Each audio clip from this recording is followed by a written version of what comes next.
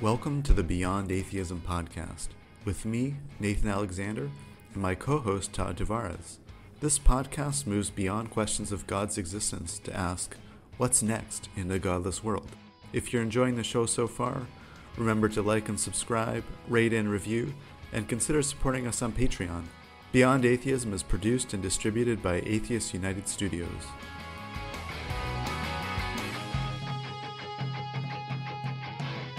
Turn on, tune in, and drop out. This was the famous phrase by Timothy Leary, addressed to the counterculture movement of the 1960s, in which he urged people to explore the nature of reality and the meaning of life, partly or entirely through the use of psychedelic drugs. But can psychedelics allow us to grasp deeper truths about life and reality, and even to experience transcendence? To talk about these issues and more, we're joined by Dr. Sharday Mosurinjohn. Sharday is an associate professor in the School of Religion at Queen's University in Kingston, Ontario. As a multidisciplinary scholar, her work draws from a wide range of topics, including religion, cultural theory, aesthetics, and mind-augmenting technologies ranging from AI to psychedelics. Her first book is The Spiritual Significance of Overload Boredom. Her new book project considers the psychedelic renaissance as an ethnogenic new religious movement in the long history of esotericism. My goodness, that's a mouthful, Sharday. Welcome. From the name to the books, yeah. Thank you for having me. Yeah, it's great to have you here. Thanks so much, Sharday, for coming on. Really looking forward to talking with you. I guess the first question is, why psychedelics? Why are you so interested in this topic? Well, I probably, first of all, have to do the Andrew Huberman style line. Like, I wish to emphasize that any real or perceived advocacy on my part is completely separate from my research and teaching roles at Queen's University and service, but is nonetheless part of my desire to bring low cost to consumer information to the general public about weird metaphysics. Psychedelics is the most fun I've had in my career, the most interesting thing that I've worked on, and personally, like, non-ordinary experiences. That's where it's at. So how did it start as a research project or a hobby or an interest? How did it become a focus of study? I think where it started was listening to Paul Stamets's TED Talk about 10 or 12 years ago about fungi. And so, well, that's kind of like the proximate starting point in a way, because, really, in some sense, it starts with the DARE program back when I was a kid in public school. Do y'all remember the DARE program? Yes, they have absolutely. Come and drugs are bad, yeah.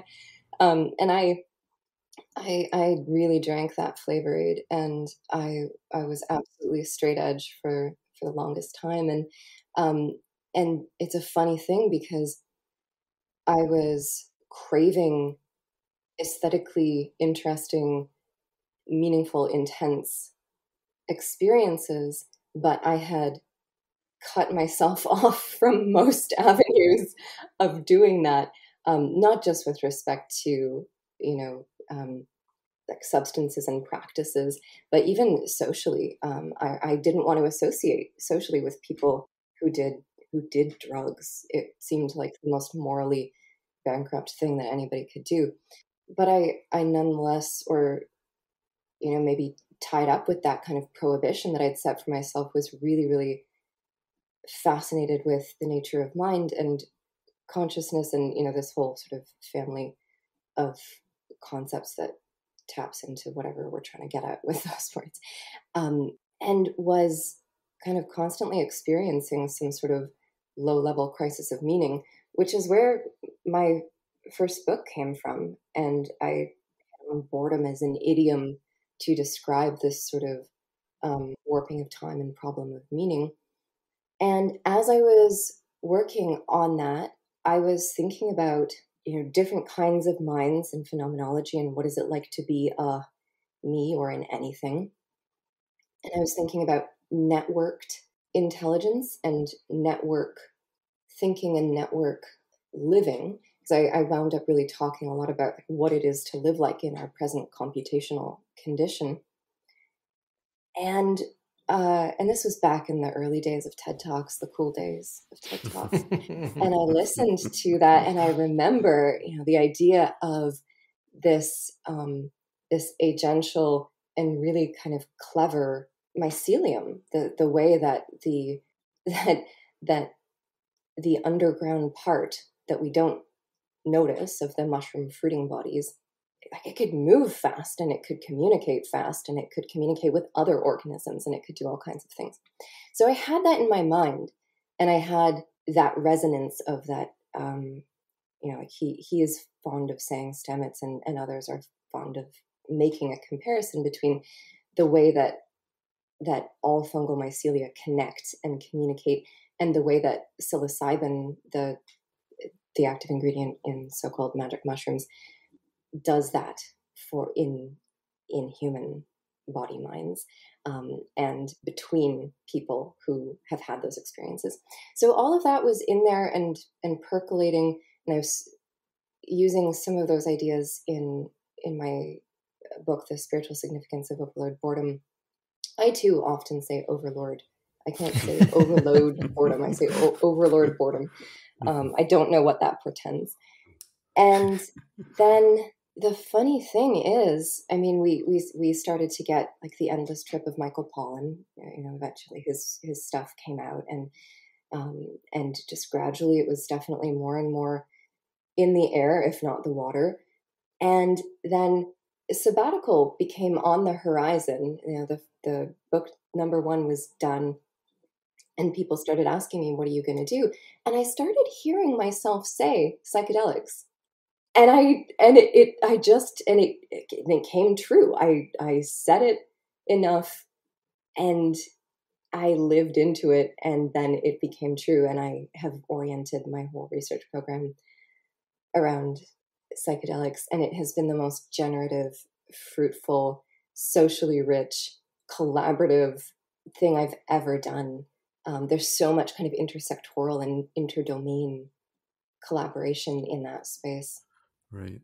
Yeah. And just to go back, you mentioned about, in school, like this sort of anti-drug message, and that really kind of like hit you hard or whatever. Yeah. And I wonder, maybe like we can ask about like your religious background, like if that in any way informed like your attitudes toward drugs and so on, and if there was a change that changed your, like a religious change that changed your attitudes. Yeah. Well, yeah, this is so, it's so strange. Because, so I always say I would have made a really great zealot, like for somebody. If anybody had recruited me, I would have been fabulous. I was this kind of, it would be nice to be able to say rebel without a cause, but I wasn't, particularly outgoingly rebellious. It was just like, well, I'll show you by forming strong moral standards within my own self and like withholding experiences from myself. And so I grew up without, but I think maybe that is because I grew up without being raised in, just didn't feel like anything in particular. So what I was not was Irish Catholic. That's what my mom had been. And then the nuns beat her sufficiently that she ran away. And so therefore that is what I was not. And what I had was something like what does Megan Goodwin say? Something like it was Protestantism with the barcode filed off, or the serial number filed off.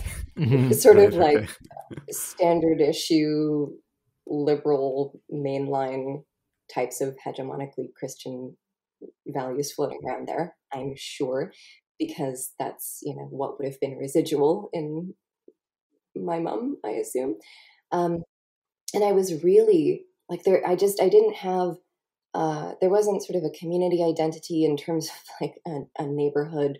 There wasn't, extended family. There wasn't a kind of cultural identity. There wasn't a religious identity. There just kind of wasn't a lot to hang on to. So I think I started cobbling together a whole bunch of strictures for myself. And I just kind of, things that would be, I don't know if it was this like virtue signaling for kids. I was like, oh, this, if I can internalize this message, then this will give me some kind of moral ground to stand on and maybe look down at my kids and other Right. peers. But it's Yes. neat that you have an awareness of that without, like, was your family church going? Were you sort of, No, not at all. you didn't have those rituals? No. And I remember for really no reason that I can point to, until I was probably at the end of my undergrad, I was vehemently anti-religious. I was so hostile. I mean, if the militant atheists had gotten me, I would have been great for them too. It's not Nobody to claimed that. me. Yeah. That's true. I haven't received my draft letter yet, but Yeah. there's still time Yeah. before I get back. But it's a neat perspective, which I don't think we've heard much on this, like people who are raised without religion. Yeah, And that's because true. it seems to be a very different flavor, and it's not one that we're very familiar with. But it's also interesting that you go from that upbringing to something that at least is studying. I mean, do you feel like you study religion as an outsider now? It's you. Well, this is the most insider I've ever felt. So it was very much a sort of, I'm going to study this thing that I'm angry at. And the angle that I took for many years was, I'm angry at religion, which, I mean, thankfully my master's supervisor pointed out is, you're sort of angry at mainline Protestantism, Sharday. And I was like, okay, I'll do an ethnography with Right. the United Church Women's Group, and I'll show them. And they were tremendously liberal, lovely people, about whom I could say nothing like truly critical. And so that sort of vitriol that I had, that I didn't know where to place it, and I didn't know what it was, except that I thought, okay, I can say something about the fact that religion is tied up with sexism and capitalism, and those things are bad. So I'll follow that angle. And then as I got into the discipline of religious studies, which I came through sociocultural anthropology, I came through some philosophy of science stuff, I came through museology, I came through cultural studies, and sort of kept just like flirting with religious studies. And the more that I got into it as a discipline, the more that I was allowed to just be metaphysically curious in some respects, because there's lots of boundary policing too. And at that point, it became like, I am not doing anything that can ever be mistaken for theology. But the more that I let my philosophical flag fly, the more that was also sort of more and more a tense boundary that I had to deal with. And so at this point, being that I am doing work in a community of psychonauts that I'm part of, it's the most insider that I've ever felt. And it's still, comfortably falls outside the world religions, but like clearly I have embedded myself personally and professionally in something esoteric that as a religious studies scholar, I can recognize is a kind of, insider position. It's like, so is it religion adjacent, or like it has parts of religion? What's the best way to put that? This is a really interesting thing, because I keep having this experience in psychedelic communities where people will say things to me like, well, religion is disappearing, right? The churches are closing their doors. And so what's going to happen next? And I say, we're doing it right now. Yeah. This isn't not that, if we look at what the functions are. And they go, we need community. I'm like, yep, we do. And that's what religions have done. Yep. And we're still doing it right now. And so, I mean, on the one hand, I could just say whatever it is amenable to study with the whole conceptual toolkit that we have as religious studies scholars. And then in another way, I could say, yeah, I can firmly locate this in terms of religion in in the history of Western esotericism. So if I locate it as a form of esotericism, it is something that I guess it also, I think this also sort of fits with Lois Lee's definition of non-religion as something that gets its identity from being meaningfully different from religion. But in Walter Hanegraaff's sense of esotericism, it's the thing that is in that reject basket of both mainstream religion and mainstream science, but is informed by and always kind of in a tense relationship with Right. both. Right. And what do we mean exactly by esotericism? Nailed Esoteric. it. So the absolute simplest kind of soundbite definition is Hanegraaff's. It's stigmatized knowledge, or it's rejected knowledge. It's the wastebasket of knowledge. And who is it rejected by? Religion on the one hand and science on the other, or mainstream religion on the one hand, science on the other. What does it positively consist of? Very broadly speaking, magic, alchemy, astrology. Very broadly speaking. And those being histories that we can trace back to, like, say, with astrology, the earliest empirical practices of observing stars and like weather patterns in order to do practical things in the world. But that also takes on this kind of mysterious, predictive, esoteric dimension. There, I just used the word to define itself, but I said enough words in between. Forgive me, right? Yeah. No, I think that makes sense. Yeah. Yeah. And so how does psychedelics like fit into that? Like, are there kind of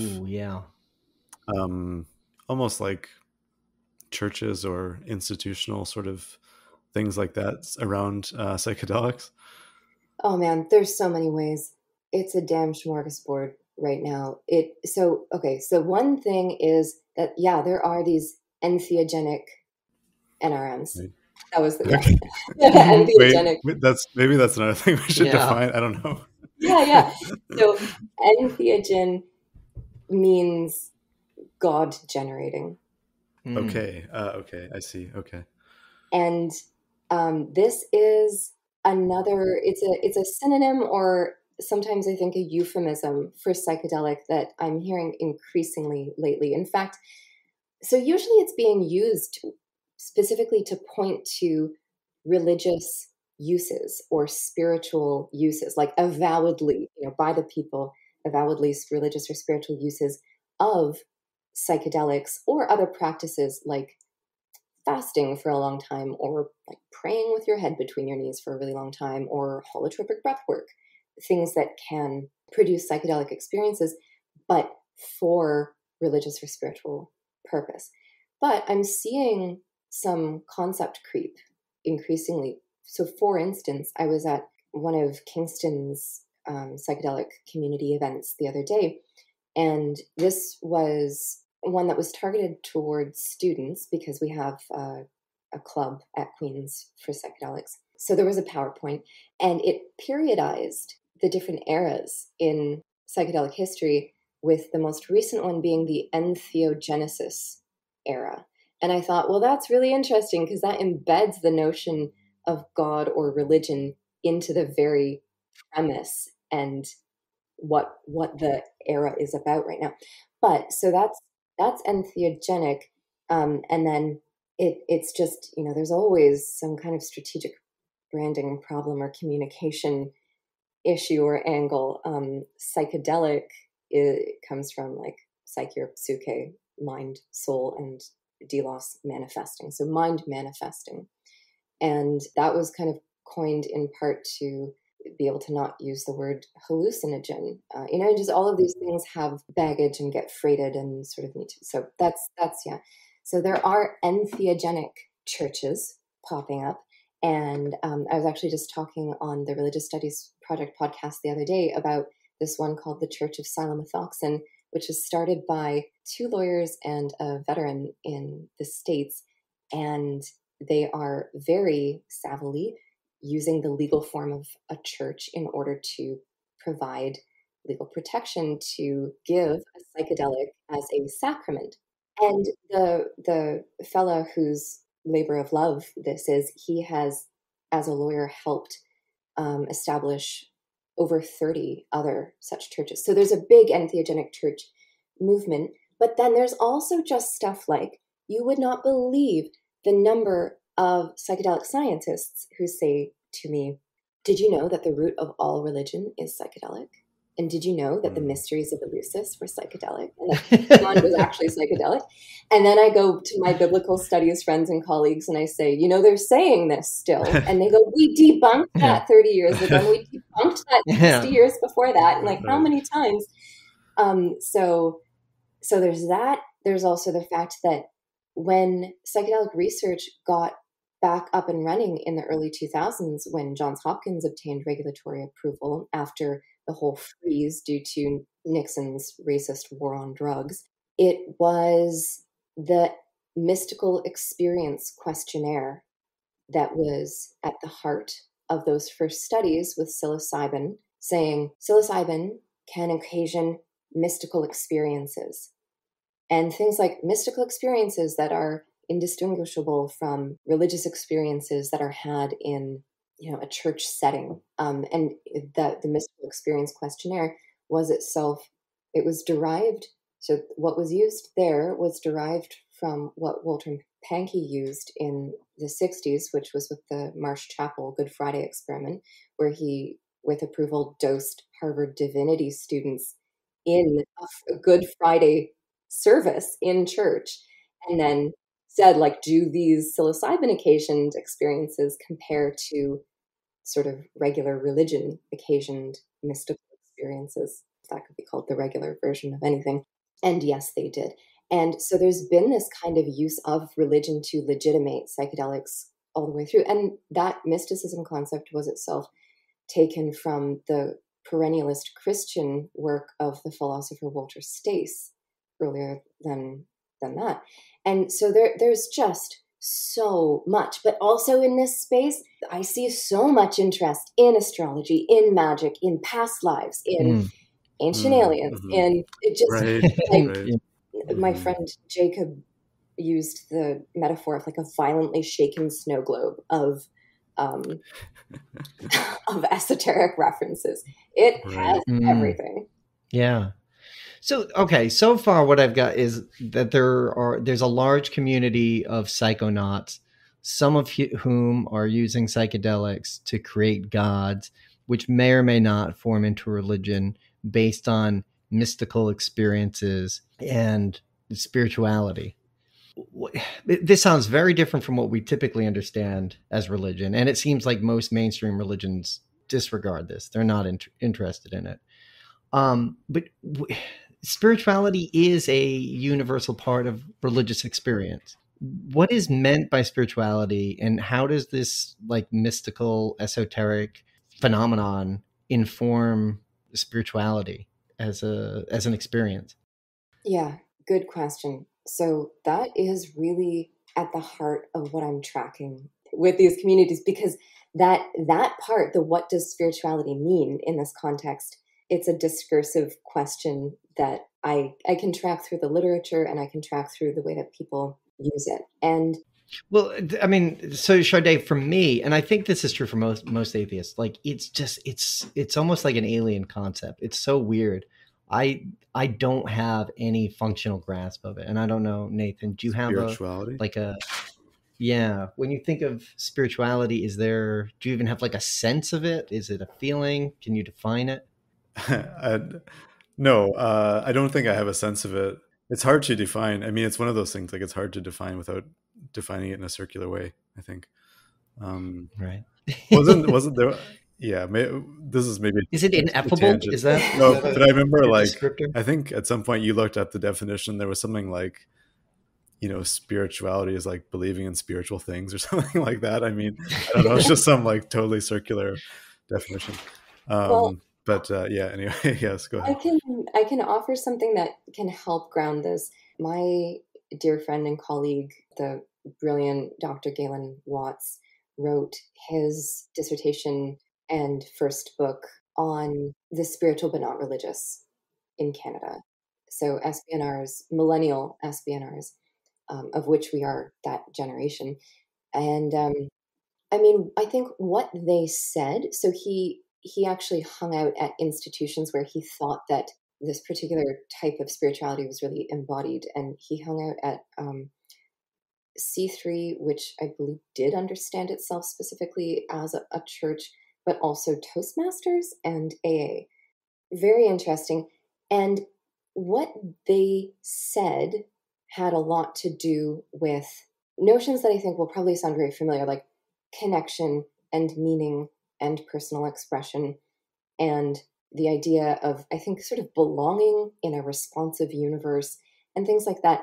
The far more interesting element that I think Galen articulated was the historical context of this, that these notions come through like Wesleyan charismatic Christianity, through liberal and romantic modernity. So it's this twinned phenomenon of liberal and romantic modernity that carries what he calls, advisedly, because of its root in this kind of like, tent show situation with the strange warming of the heart, the religion of the heart.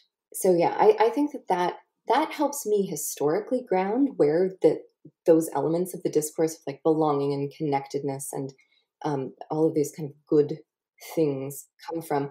But yeah, in practice, I think one of the things that will be interesting is to see, does psychedelic spirituality actually show up differently than SBNR spirituality?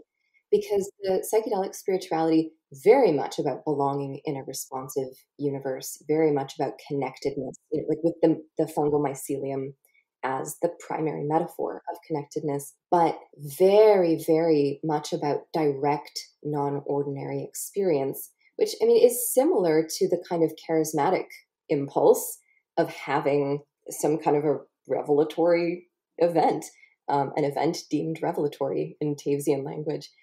But in this case, there's a lot of drawing on kind of archetypal language and imagery. There's a real interest, as there is generally in esotericism, of authenticating things by going way, way, way back. So very ancient, wanting to refer to stuff like the Greco-Roman mysteries, but also wanting to, and this is where the psychedelic community is really reckoning with its relationship with learning from and appropriating indigenous traditional knowledges, because there's a lot of that way of framing things and, like making contact with entities from those traditions. And so these connections are really, really broad and mean in a lot of different ways. You can have it's like the oneness across people, a connection to the universe, and a connection across time as well, going back to other systems of belief and other peoples historically as well. That's a very broad notion of spirituality, and it helps me make sense of other ways people have used it. Is when psychonauts, I'm sorry, I just love that word and want to keep using it. When people draw these connections, how far back do they see the use of psychedelics going back in time to build these connections? Like, does it go back to prehistory? Is it only going back to the 60s? How far back does it go? Yeah, there is this fella, a lawyer who did a classics undergrad, Brian Morescu, recently put out this book, The Immortality Key. And he claims that not only is one of the psychedelic community's kind of like foundational documents and a story that it often lives by, The Road to Eleusis by R. Gordon Wasson and Albert Hoffman, who synthesized LSD, and Carl Ruck, the classicist. Not only were they correct in saying that the Greco-Roman mysteries were psychedelic, Morescu wants to say that actually there were all these kinds of cults way before that, and wants to stretch it back, I think, into prehistory. And it's an interesting thing, because so I have heard that hypothesis filtered through scientists who have picked up that book because they're psychedelic scientists and they're interested in it. And they are unfamiliar with sort of humanity's standards of evidence. And as I'm reading that book, I'm seeing, okay, there's a lot that is front loaded here on evidence that my colleagues who work in the Greco-Roman antiquity area find spurious at best. And it dedicates many, many, many more chapters to going through a lot of detail about, particular artifacts found at particular museums and telling a very sort of dramatic story about like how they don't want you to find out about this. And I noticed that the form that takes is that it's like the farther away you get from that initial hypothesis, the more plausible it seems to become because all of this so-called evidence is stacking up in between it.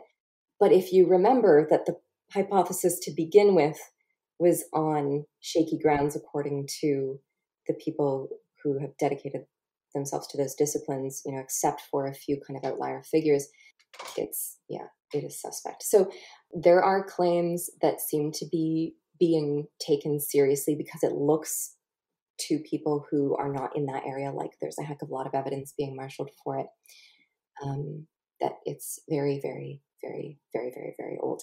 And then I think, with traditions that are alive right now, then I think the imperative there is to take what they say about how long their traditions have been going with psychedelic sacraments. Mm-hmm. Yeah.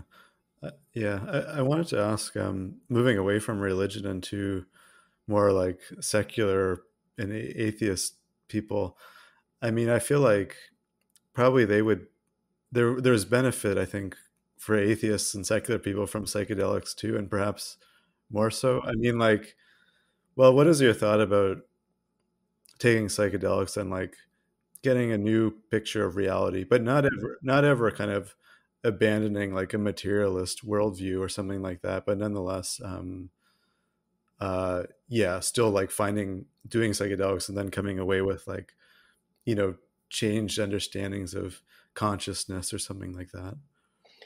Yeah, this is something that I also want to work on, and I think I'm going to have to do this in more of a data-driven way, because anecdotally, it seems like a lot of people come through powerful psychedelic experiences. So I'm not talking about a microdose or a mesodose, but maybe a full acid trip or something heroic.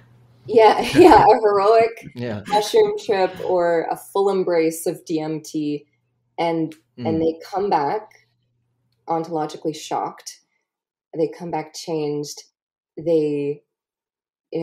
Integration is such a huge part of the psychedelic community because these profoundly strange metaphysical things seem to happen that you then have to incorporate into your model of how the world is.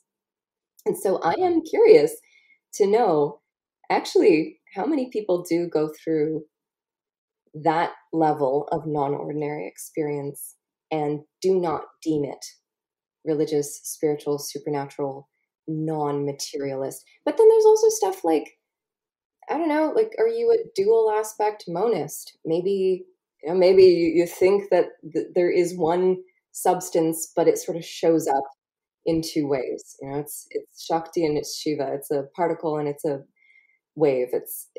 So yeah, I don't know, but that really is something that we need to track, and I'm gonna. Yeah, there's Sam Harris, who's one of the new atheists, but he's written about like his experience with psychedelics, and he has this funny article where he's talking about basically he's kind of going through a list of like substances and things, and like talking about his daughters, like like he would be really disappointed if they took up smoking, or like he would be horrified if they took up heroin, and so on. But he said like I'd be really disappointed if they didn't ever try psychedelics. As a note, psychedelic exceptionalism is a real issue that psychedelics are the good kind of drugs, but let's keep the rest stigmatized. Yeah, it's a real problem. That's interesting. Yeah. Go on. No. I mean, it was Yeah. just a note that that the secular person is kind of boosting them. Yeah. Well, he's ultra spiritual now, isn't he? I think Probably he's the psychedelics.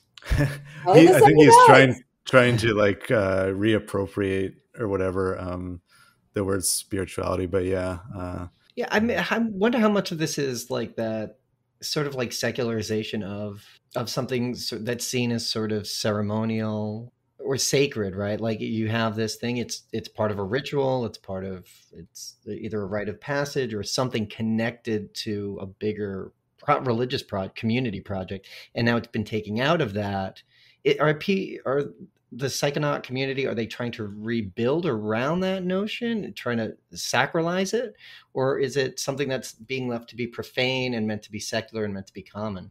Yeah, that's such a good question, because there are, I think, it's not like countervailing forces, but there are forces from different directions that are maybe converging, such that you could say that one strand of what's happening is that this psychedelic renaissance, or our entheogenesis era right now, is a manifestation of the weak secularization hypothesis. It's just religion is changing in the face of modernity. Like, clearly there are things of some sort of world building importance going on here, and it's not happening necessarily within the confines of the so-called traditional world religions, but reckoning with the same kinds of existential questions and impulses regarding meaning and community. And so functionally, there's religious stuff happening, but it's secular. It's secularizing. And then another strand of what's happening is that there are particular ritual forms, particular substances, and I think ayahuasca is a really key example. I highly recommend checking out the work of Olivia Marcus, who's a medical anthropologist, on shamanic tourism. She's done field work at retreat centers, ayahuasca retreat centers in Peru, and the tradition that is taken mainly in the ayahuasca space is specifically Shipibo. And as those practices, like that, ayahuasca is typically done in a group setting led by somebody who hopefully is not only self-appointed as the shaman, but as far as I understand, ought to be a communal designation, like that is driven from the opinion of the community. But that form is what you see often transported into North America. So there is a secularization there, for instance. Mushrooms got popularized because Gordon Wasson inappropriately took pictures of the curandera Maria Sabina and published them in, I think it was Time, or his wife, Valentina Wasson, also, who was like a brilliant mycologist, also ran a similar story in another like national magazine.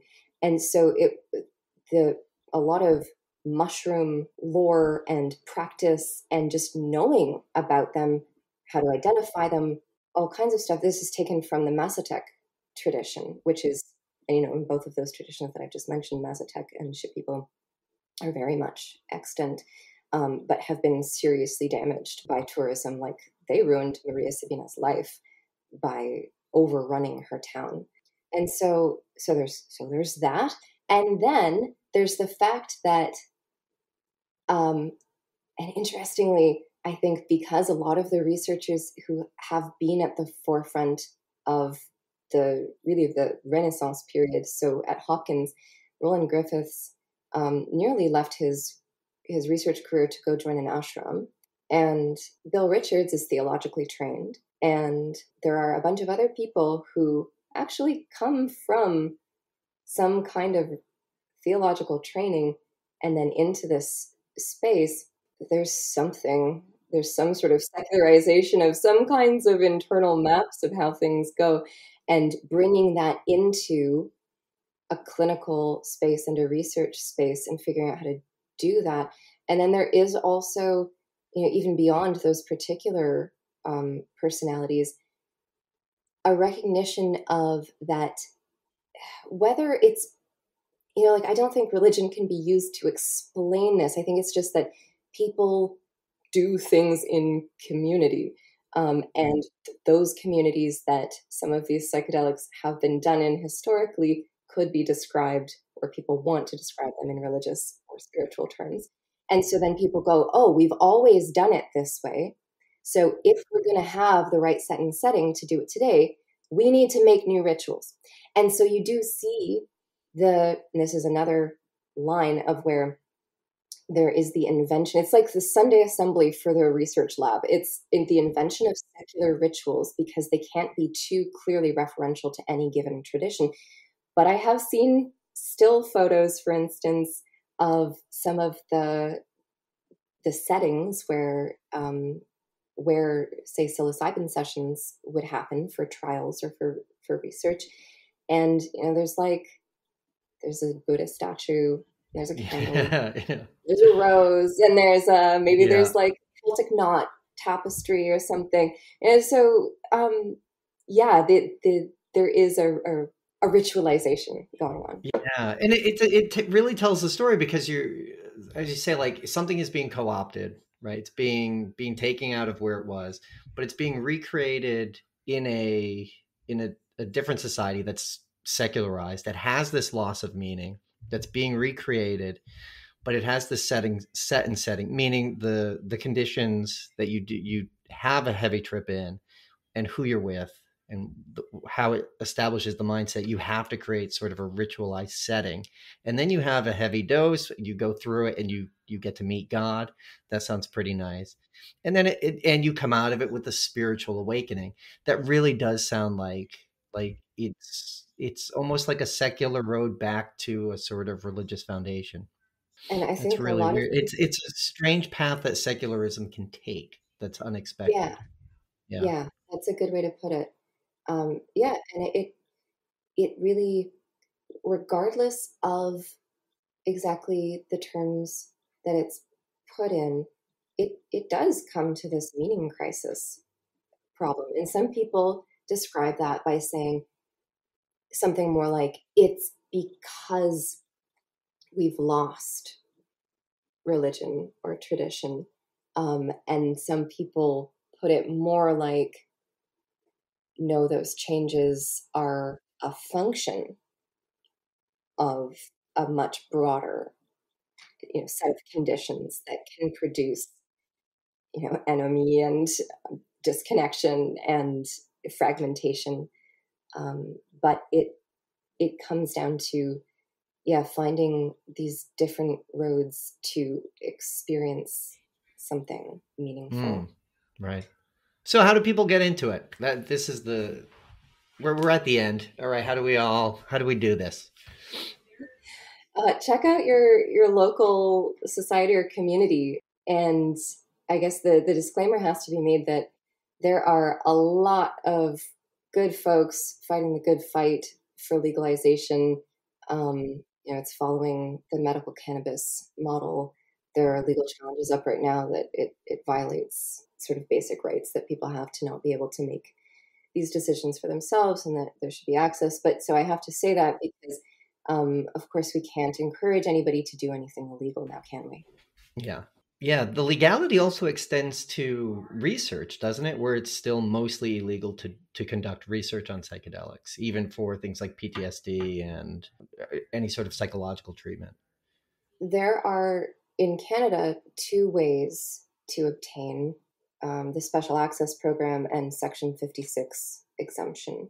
And so the Special Access Program, I believe, is the way that most researchers who are able to do this are doing it. Like researchers who are, there are researchers who are collecting observation of naturalistic use, say through Quantified Citizen is a citizen science app where a bunch of, say, microdose studies are going on right now. But for researchers who are actually administering substance, it's not easy, but it's possible.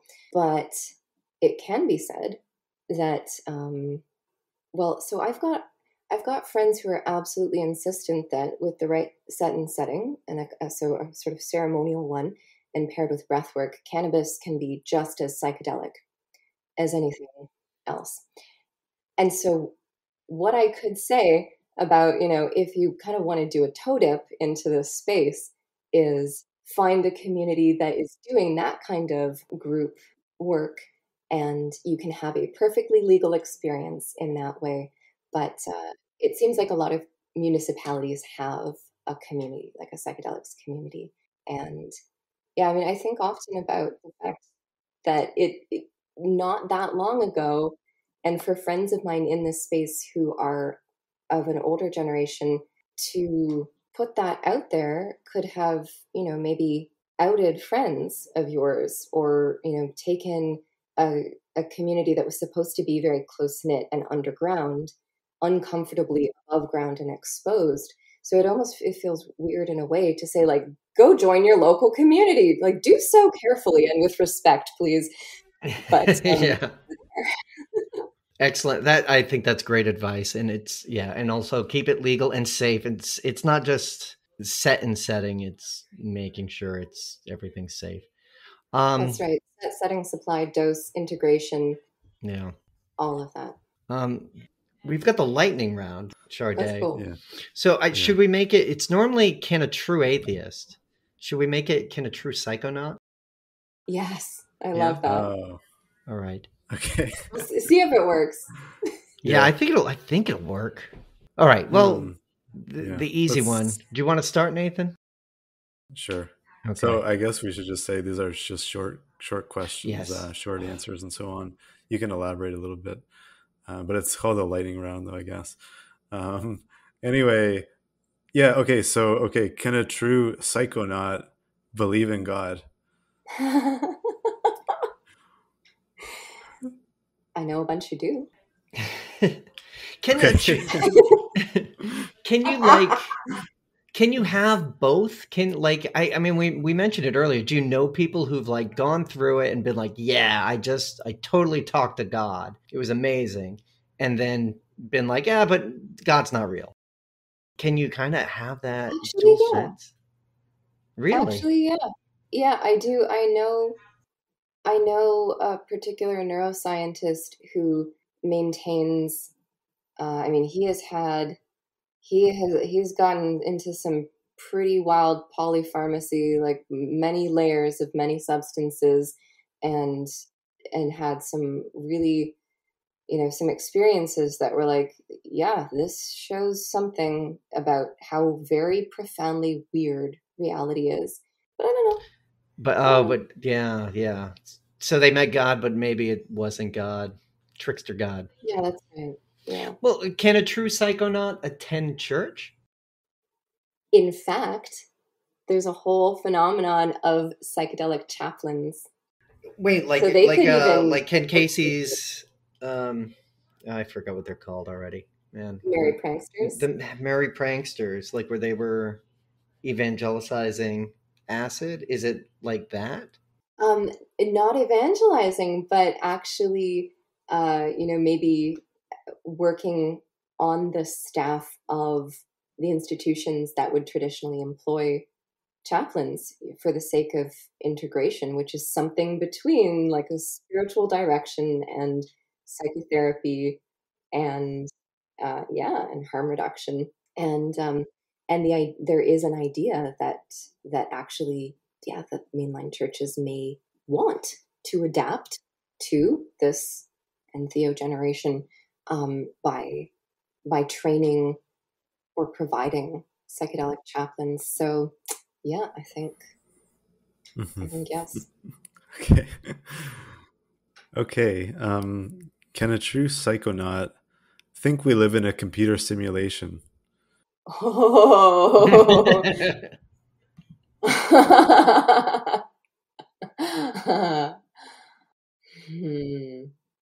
I want the answer to that to be no.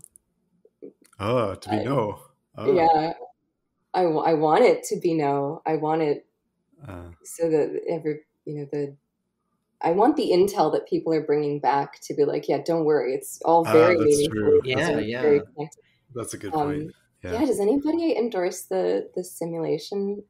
I mean, nobody comes back hypothesis? from a trip and says like, "Oh yeah, it's all programming." It's people don't tend to come back talking about computers, but there is this funny phenomenon of the gear elves. The gear elves and the DMT, brain surgeon.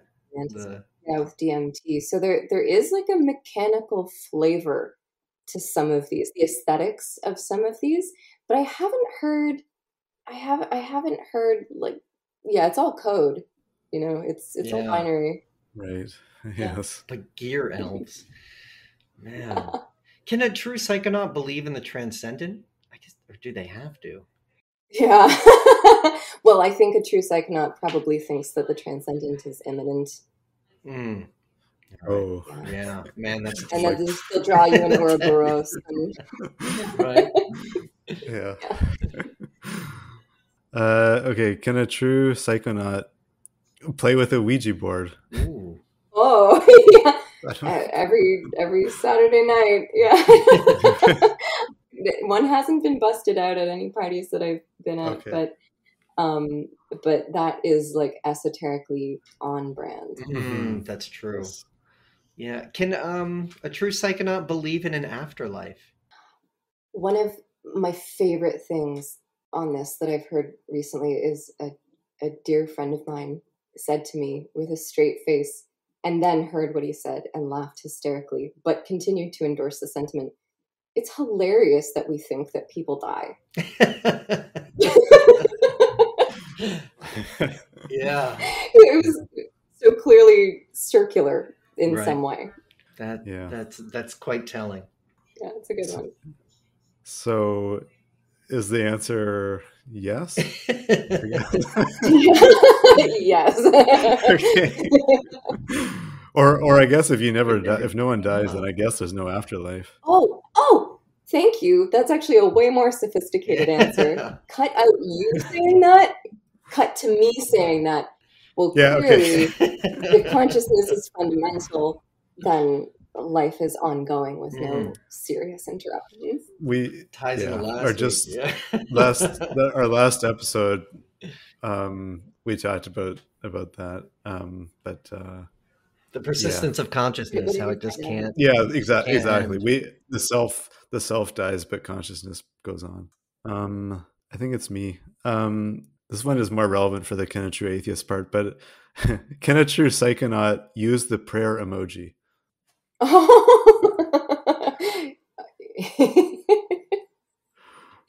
Frequently. Religiously. I'm picturing Jason Bateman in that episode of Arrested Development where he winds up on the cover of the magazine. But the God that's created is it an active God? I've just thought of this because there's no one to pray to, is there? I think there's so many. Really? I think it's like, especially with the sort of desire to, like, there's a real pagan strain in that all of the natural forces are sort of personified. Oh, wow. As gods. Yeah. And it's like, call in whoever you need or want. I see. And I'm not saying of course everybody is like this. And if you're working within a specific tradition, you're gonna have particular figures or concepts or gods or whatever. It's not just the recreation of monotheism. It's not just the recreation of Abraham's God. It's creating new gods all the time. There's a lot of a type of perennialism that is like, and when in that story Moses saw the burning bush, that was psychedelic, and the God that spoke to him was, and so like everybody's God might be able to play in this story insofar as probably they access them through psychedelics, and probably it's just the many faces of some principle that transforms itself into many things. Nice. Much multiplicity. All right. And finally, I think it's me. Can a true psychonaut think life is sacred? I don't think I've met one who doesn't. All Interesting. right, yeah. That's a beautiful place to end it, I think. Yeah. Yeah. Nice. I don't think life is sacred. It's like, how do they define that? But it seems like Yeah. nice. That's deep and important, and I've learned a lot. Thank you so much, Sharday. Mm, This has thank been you. fantastic. Thank you so much. Thank you both for having me. This was so much fun. All right, that was Sharday Mosurinjohn.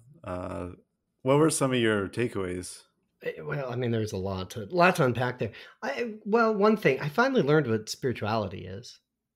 Like that's all right. I feel better. Like this idea of we're all connected to each other. We're all connected to the universe. That feels pretty good. Are you a spiritual person, Nathan? It's now that we have a good working definition. No, I don't. I would probably say not. I mean, Yeah. it's like, I think the thing is, it can also just kind of kick the definitional can down the road. Like, then you get like, what does it mean to feel connected to the universe? I mean, I feel Yeah. connected to. I mean, I realize that I'm part of the universe and I'm part of something that's way, way bigger than myself and so Right. on. But I don't know if I feel, yeah, like what does it mean to feel connection? I'm not sure exactly. Right. Yeah. What about you? No, I mean, like in one of the things that got thrown around, like the SBND, like spiritual but not religious, or SBN, I can't even SPNR. spell Yeah. SBNR. The like not in that sense, not in like a woo-woo sense, but I mean, like it's baked into like humanism. It's like you can have a materialist reality and still feel that connection. And it's weird things like, I don't know, have you ever seen that? Like, I think it's a paradox, the checkerboard paradox, where if you start working backwards. So, okay, here's how it works out. You get a checkerboard, 8 by 8, 64 squares, right? You start with the first square, and that's you, right? This is just a way to show that we're all interconnected. That's you. And then how many parents do you have? Okay, so the next square, that's 2, and that's a generation. And then we go back another generation, it's 4, 8, 16, 32, 64, blah, blah, blah, blah, blah. The problem is, because it's exponential, you rapidly get to the point where it's more people than have ever existed. And how the hell do we get to the point where it's more people that have ever existed to produce one person? Right? That's weird. There's something so simple to the logic of it, but it gives us this conclusion that's so strange. It doesn't seem to make sense at all in less than, I mean, 64 generations would be about 1,200 years, right? Working backwards, let's say 1,500 years. So that's, and one of the logical answers that we come to is that we're all related, right? Like, Yes. of Right. course, we're all connected. We're all related. Yeah. When you hear that somebody's related to Charlemagne or Genghis Yes. Khan, it doesn't. Who gives a shit? We're all related to Charlemagne, and we're all related to Genghis Khan. It doesn't matter, right? Like, there's no getting away from it. After a certain point, you go back enough generations, with the exception of extreme genetic isolation, everybody's related. And like that, in that sense, I have this sense of connectedness, the sense of holism, the sense of, and the cosmic sense of like, yes, we are. I mean, we're a pale blue dot. We're all stuck in the same situation, whether we like it or not. We're all together. So you don't need I feel you don't need drugs for that. They certainly help, apparently, but you don't need it. Yes. Yeah. I think it's. So that's one thing. I think that's a good takeaway.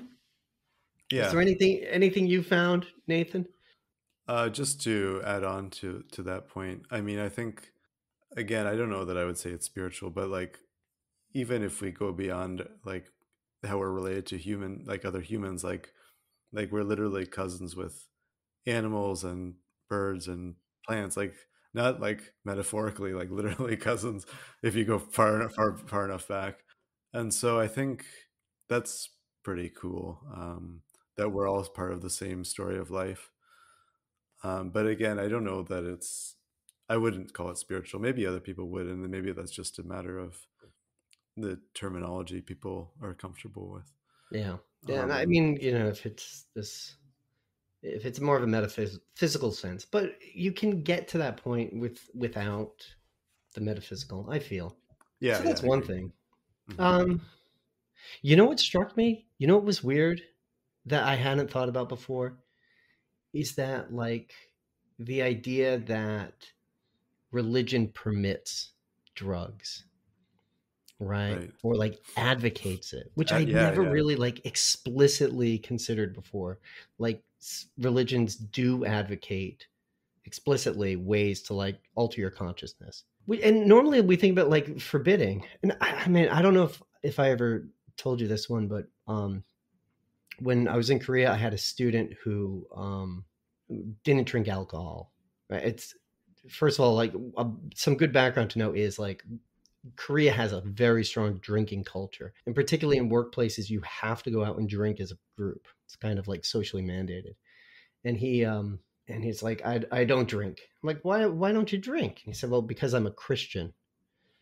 It's like, well, that's kind of weird. Like the first miracle Jesus performed was turning water into wine. Like, why do you not drink? I'm not looking for a theological discussion, but like trying to get some insight into this kid. And he goes, oh yeah, that turning water into wine, that was really grape juice. What the? That's so weird. But the thing was, it's like that allowed him to escape what the rest of society does, right? And we have it. And the flip side is, of course, that Christianity permits it. It's very permissive with drinking. And in a lot of ways, we see that like that is a part of Western cultural legacy, right? Like we have very strong drinking from very strong Christian communities, whereas in Islam, you don't have that, right? And one way to look at it is like it's banned in these, but in another way, it's like it's permitted, it's allowed, it's encouraged. I mean, it's a sacrament in Catholicism. So if we think about it that way, one of the things that we find is that like the state kind of, when we think of like governmentality, the government is really reinforcing this sort of civic legacy, right? This religious power that's been passed down, even if it's not good by the way that we measure things by the government. Government typically, I mean, one of the things that we discuss in political theory is like the harm principle, the idea that you permit things that are not, that don't cause harm to other people. There is no way you can look at something like alcohol and say it does not harm other people.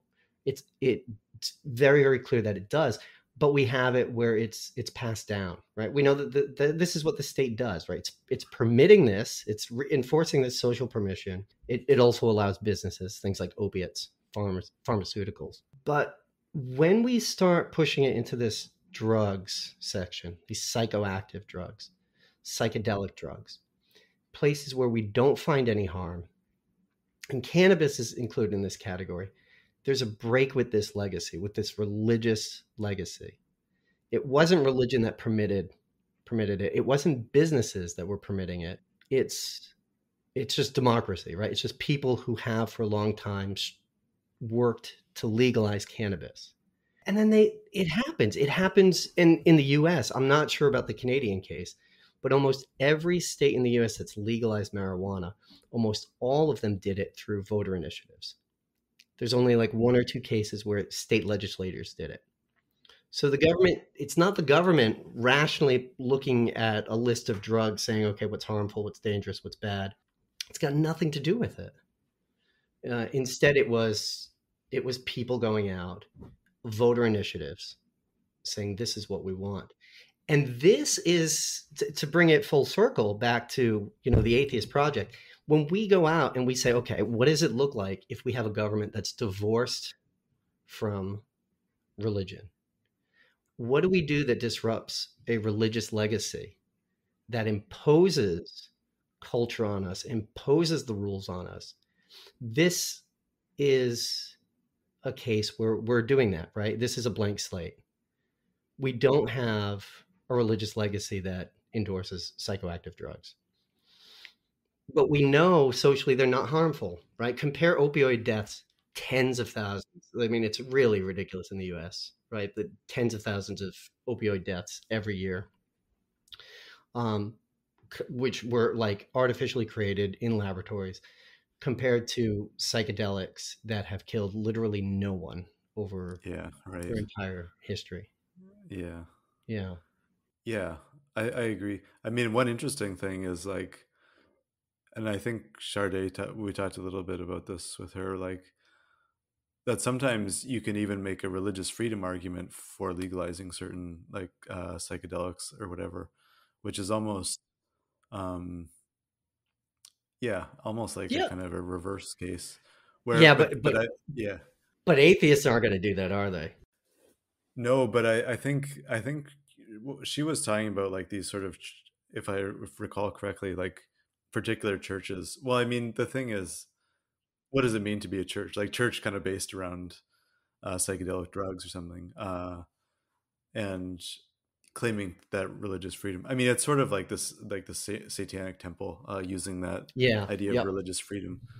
Um, I Yeah, don't know but whether that's a good here's the path to flip go side of down, that, but yeah, Nathan. Like with marijuana, nobody did that, and we don't need to, that's true. right? And if we're going to be atheists, we can just we can say, yeah, we can do that, or we can just say, no, we like this. We think about it rationally. We measure the harm versus like the risk versus the reward.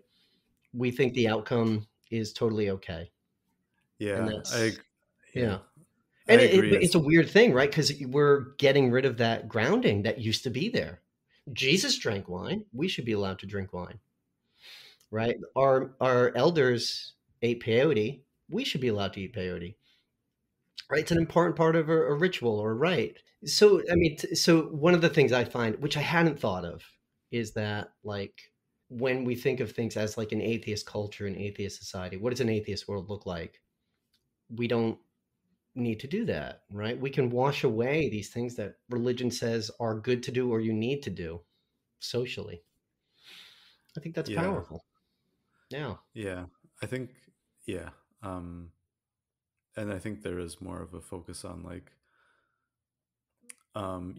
rationally considering laws versus like such and such thing is just bad. It's just immoral. That's just the way it is. Like even if it's not even religiously, like there's no like religious prohibition on psychedelics or something like that. But it's more like drugs are bad and like why? Well, they're just bad. Okay, like they're just immoral. Like they should be illegal.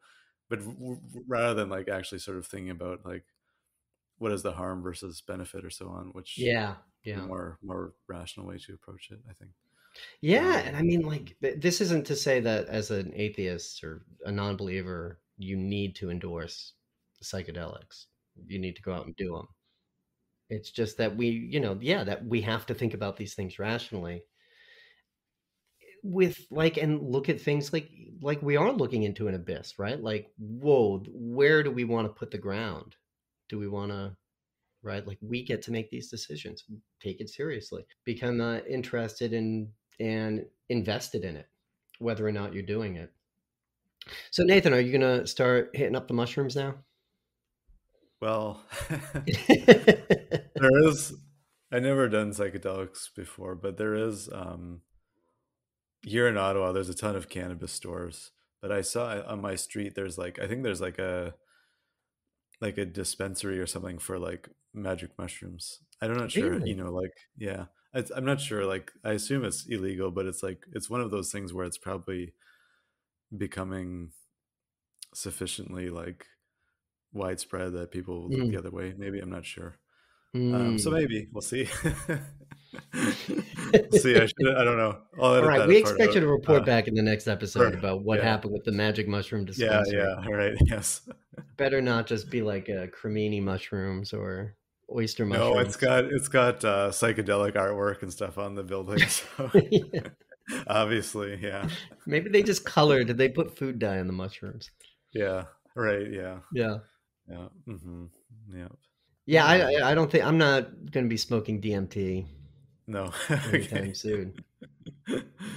yeah, But, okay. uh, That sounds like a good thing, probably. yeah, Um, but if anyone's interested, you can follow Sharday's work. We'll have some links below. What else? We should plug her. What else can we say about Sharday other than she's a um, fantastic scholar doing incredible work?